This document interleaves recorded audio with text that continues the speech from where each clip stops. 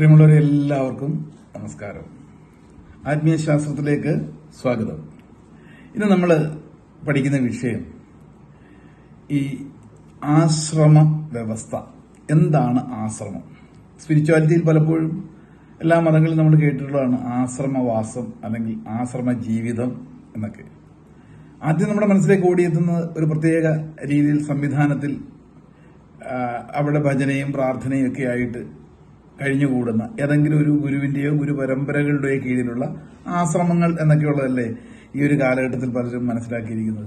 അപ്പൊ എന്താണ് ആശ്രമം എന്ന് ചോദിച്ചാൽ, ആശ്രമം എന്ന് വെച്ചാൽ അതിലേക്കുള്ള ശ്രമം. ഏതിലേക്ക്?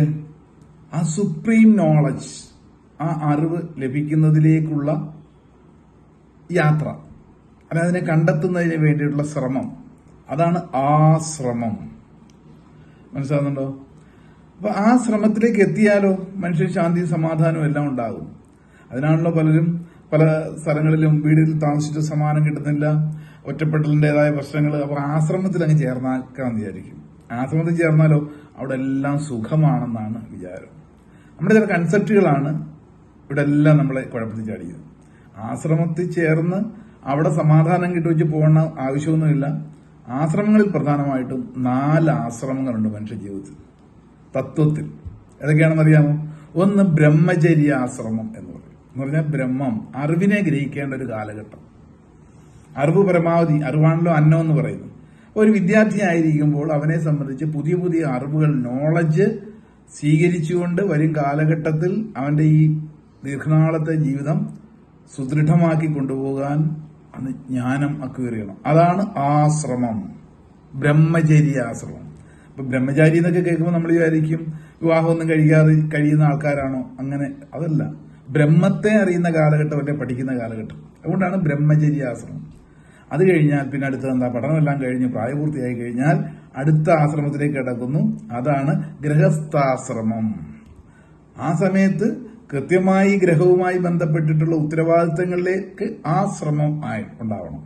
അവിടെ പിന്നെ ബ്രഹ്മചര്യാശ്രമത്തിൽ പഠിച്ചുകൊണ്ടിരിക്കാനുള്ള സമയമൊന്നുമില്ല. പിന്നെ കൂടുതൽ ഉത്തരവാദിത്തങ്ങൾ കുടുംബത്തിലേക്ക്, അതിനായിരിക്കണം, ആ കർമ്മത്തിലായിരിക്കണം കൂടുതൽ മെജോറിറ്റി കൊടുക്കാൻ, ശ്രദ്ധ കൊടുക്കാൻ.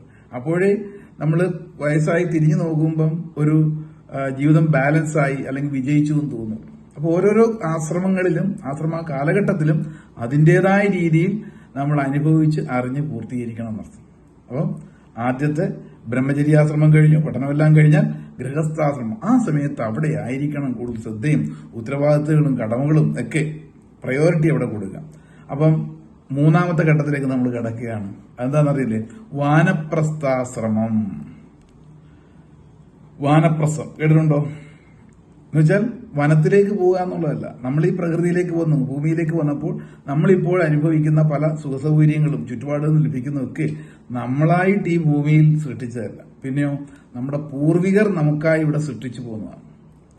അതുകൊണ്ട് പിന്നീട് ഒരു 50 വയസ്സിനൊക്കെ ശേഷം എന്ന് വേണമെങ്കിൽ പറയാം, ഒരു വാനപ്രസ്ഥം എന്ന് പറഞ്ഞാൽ നമ്മുടെ ആരോഗ്യവും അല്ലെങ്കിൽ ഓർമ്മയും ഒക്കെ പച്ചയായി നിൽക്കുമ്പോൾ സമൂഹത്തിന് വേണ്ടിയിട്ട് ചില സോഷ്യൽ ആക്ടിവിറ്റി ഒക്കെ ചെയ്തുകൊണ്ട് സ്വധർമ്മം വരും തലമുറയ്ക്ക് വേണ്ടിയിട്ട് നമ്മുടെ ഈ ഒരു കുറച്ച് സേവനോന്മുഖമായ ഒരു കാലഘട്ടമാണ് വാനപ്രസ്ഥാശ്രമം. അപ്പോൾ അവിടെ വീട്ടിൽ തന്നെ ഗൃഹസ്ഥാശ്രമത്തിൽ കുടുങ്ങിയിരിക്കേണ്ട ആവശ്യമില്ല, കുടുങ്ങിയിരിക്കാനും പാടില്ല.